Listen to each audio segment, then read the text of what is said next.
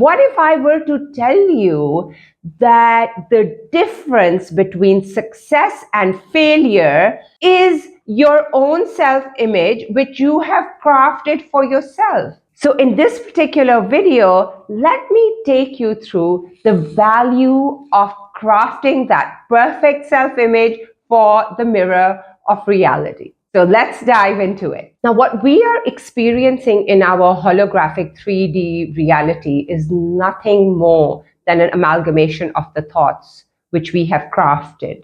And it is nothing more than how we perceive ourselves. The self-image which we have about ourselves is translated into this 3D reality only with a delay. And that delay factor is called delta T, because you don't know how long it will take for that image which you have crafted to be reflected in your 3D reality. And that has to do with the fact that if all your thoughts were to be manifested in your 3D reality, then all the good thoughts and all the bad thoughts will be manifested at the same time. And you would not want that. You wouldn't want all the bad thoughts which come into your mind to be immediately manifested, right? So on a daily basis, we have millions of thoughts which come into our mind. And it is the job of the reticular activating system to filter these thoughts, because the RAS, or the reticular activating system, it is situated at the bottom of the brainstem and it acts as a filter. So everything which is absorbed into our subconscious mind, it is filtered by the RAS and it is sent to our conscious mind. And once it comes into our conscious mind, that's when we are able to view it and experience it in our 3D reality. Now, for example, if I decide that I want to buy a red sports car, and that piece of information is now a part of my subconscious mind, right? But since I have decided to buy a red sports car, the reticular activating system is going to pull it out of my subconscious mind and it is going to push it into my conscious mind. Now, wherever I go, I may start noticing more red cars or more red sports cars, because that is what I have decided, that is what I want. So it is the job of the RAS to take that information, push it into the conscious mind, and then I am able to observe it in my 3D holographic reality. I will start noticing more red cars. And I will start noticing the fact that I never saw so many red cars in my life before. And the only reason for that is the RAS, that it has been able to filter that piece of information from your subconscious mind and it has pushed it into your conscious mind. Because if the RAS wasn't there, then all the thoughts which come into our subconscious mind will be a part of our conscious mind, and literally our minds could blow up because our thoughts are not being filtered. So the RAS plays a critical role in our lives in filtering the information which is a part of our subconscious mind, and only 20% or so goes into the conscious mind and becomes a part of our 3D reality, because that is the information which we have chosen to concentrate on, just like buying the red sports car. Now, this flows right into self-image. What exactly is the self-image? Now, broadly speaking, self-image falls into three categories. It could be that we perceive ourselves either as victims, where we believe that life happens to us and, we feel like we have been dealt the raw end of the stick, and we feel like life is not fair because we believe that life is happening to us. Being a victim is the lowest level of consciousness. And if we perceive ourselves as victims, that is the information which is going to be pushed into our conscious mind. And things are going to be translated into the 3D world based on our self-image, which we have crafted of that of victimhood. The second category is that you're a fighter. You go against the flow of life. You do everything which is necessary, and you waste a lot of energy where energy does not need to be wasted. Because you're a fighter, you believe that you can fix things, and you will spend your time and energy either fighting or fixing things or doing what it takes. What you don't understand is that there is only one way to do things, and that is to go with the flow, not against the flow. And I was a fighter for a very large part of my life, because I actually thought that, I could fix things and I could put them right, and I would waste my energy where energy did not need to be wasted. So if you think of yourself as a fighter, and you broadly fall under this category, and I would definitely think that I fell somewhere in between being a victim and a fighter, more towards the fighter than the victim, but there was definitely a large part of me which identified with victimhood as well. And then the third and final category is that of a master. Now, the master has learned to go with the flow. The master knows that, if you go with the flow, you will save your energy. You do not need to waste your energy where energy does not need to be wasted. And you see, being a sportswoman, I identify with that. As a cyclist, in our time trial, we need to conserve our energy, or in a road race, we need to conserve as much energy as possible. So we draft the people ahead of us. You need to find a wheel where you're able to draft the person and you don't end up wasting all your energy. So looking at a road race, you wouldn't understand that the person who ends up winning the road race is the sprinter who comes right at the end, is led by one of the teammates to the finish line, and when they are about 200 to 300 yards away, that's when they commit to the sprint.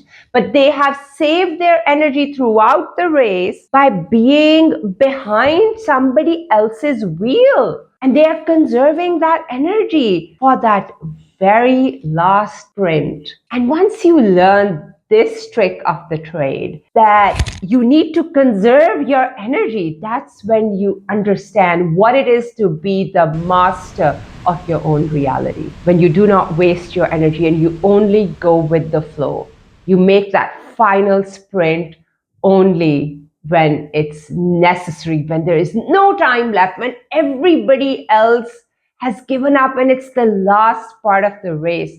That's when you take that risk of a sprint, because you saved your energy and you have the energy to expand up until the finish line. So you see what I'm getting at? You have to take the risk. You have to understand that, if you lead a life which is very, very risk averse, then you are going to have a very balanced, same kind of life throughout your life. But it is very important to understand that you have to be able to take risks in life, experience the fear. You don't know what lies on the other side of fear, but that is the risk that you are taking. And whether you win or not win is inconsequential, because if you never took the risk, you would have never had the opportunity to win. This way, at least you have the opportunity to win. You may even lose. However, you committed to that risk. So it is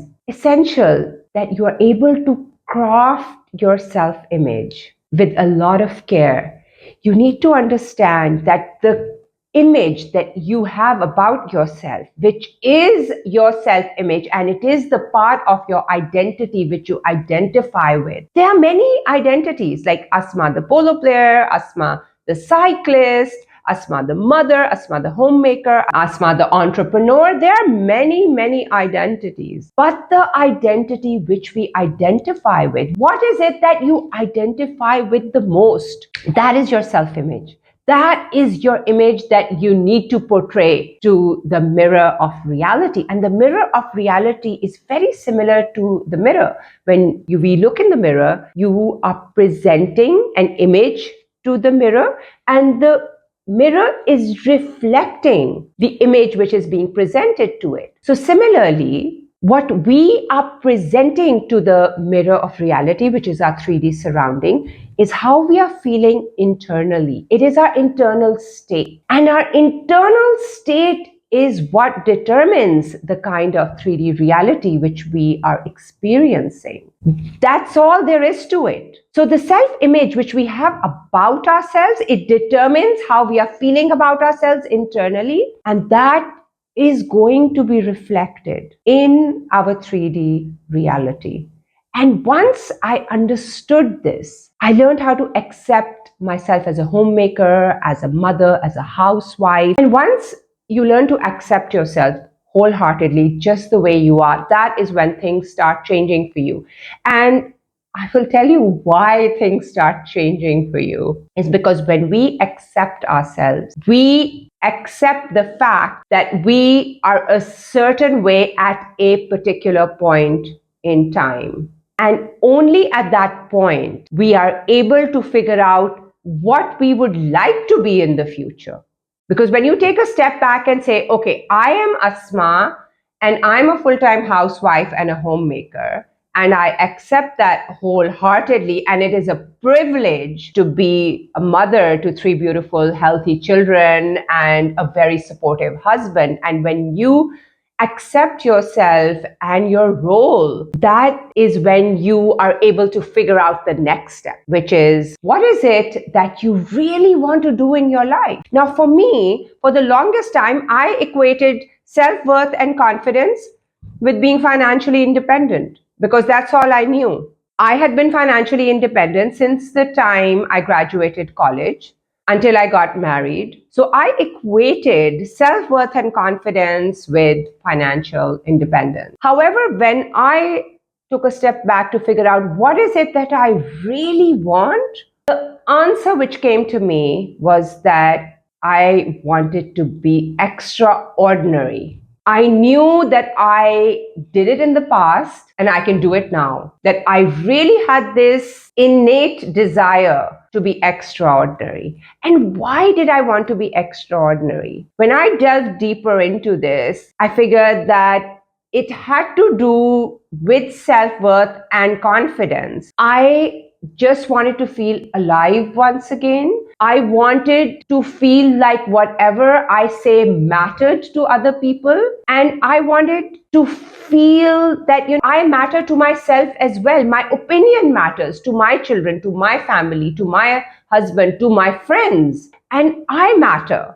So it had to do with a lack of confidence, and it had to do with the fact that I had this self-image of being a failure, of having failed in life. And once I was able to accept that this is what I'm doing, the image that I have created of myself is that of a woman who has failed in life. And that is the image which I'm presenting to the mirror of reality, of somebody who has failed in life. So what happens when you do that? That is the image which is reflected back to us in our 3D reality, which is the holographic reality which we experience on a daily basis, only with a delay. So nothing seems to move in your surroundings when you have created this image of being a failed person or a failure or having failed at life. So you will only experience what you perceive of yourself, which is the self-image that you have crafted for yourself.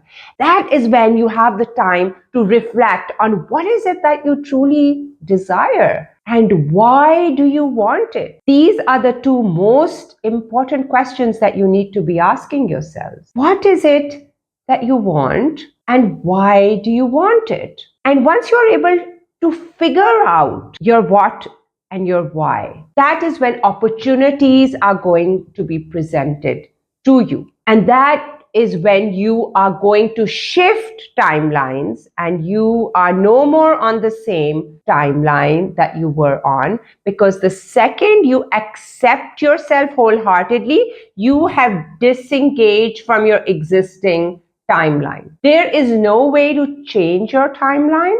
However, you can disengage from it by accepting yourself wholeheartedly. And once you've done that, boom, you have shifted timelines. There's one more tiny step. You need to offer gratitude as well for your existing situation. You have to be happy where you are and offer gratitude for being a full-time housewife, a full-time homemaker, whatever it is, that situation that you're in, you have to be happy in it as well. And then you are able to shift timelines because you were able to reflect on what is it that you truly desire and why do you truly desire it. And once you have shifted timelines, you are on a different trajectory altogether. You are not in the same timeline in which you will take 2 steps forward and 1 step back. You are in an entirely different timeline, which leads to your goals and your dreams and your desires, because you were able to craft a self-image for yourself of where you actually envision yourself 5 years from now. And that only happens once you have accepted who you are at this current particular moment in time. So once you've accepted who you are able to craft a different self-image. And this self-image should be something that you desire to be in the future. You can envision yourself doing it. And you also need to be able to envision, why have you decided to do this particular thing? Does it make you feel a certain way? And let me give you my example. When I shifted my self-image from being a failure to becoming extraordinary. And the reason I wanted to become extraordinary was because I wanted to feel alive. I wanted to regain my confidence and my self-worth. And I wanted to be assured that I had not wasted my education and my career. I can use that to create a better future for myself. And that was very important for me, that I had to shed my self-image of having failed or being a failure. And once I created a different self-image for myself of a very confident woman who felt very worthy and who felt that she is a super successful woman. Once I created that new self-image, that is what was presented to the mirror of reality. And that is exactly what I experienced in my 3D reality. So before I click off, let's do a quick recap. In this particular video, the first thing that I taught you is how to disengage from your existing timeline. Because we are all on a timeline which is either predestined or either we have decided to shift to another timeline, but everybody is on an independent timeline at any particular point in time. But once we decide to accept ourselves wholeheartedly, that is when we have disengaged from the existing timeline. And once we have disengaged from the existing timeline, we need to figure out what is it that we actually desire and why do we desire it? Just 2 questions. How we are going to get to that is not important. What is it that we truly desire and why do we desire it? These are the 2 most important questions, and they can be only answered once we are able to accept our current situation. Running away from the situation is not helping you in any way, shape, or form. You have to learn to accept. Only then you are able to move forward. And once you accept, you need to be happy in that situation. Embrace yourself wholeheartedly. Embrace the situation, offer gratitude for it. That shows the universe that you are happy with what the universe has bestowed on you. And offering gratitude is a great way to shift timelines, because 80% of the work is done once you have accepted your situation and you have disengaged from your existing timeline and you've offered gratitude for it. The next step is to figure out what is it that you truly desire, which is what you really want to be in your life.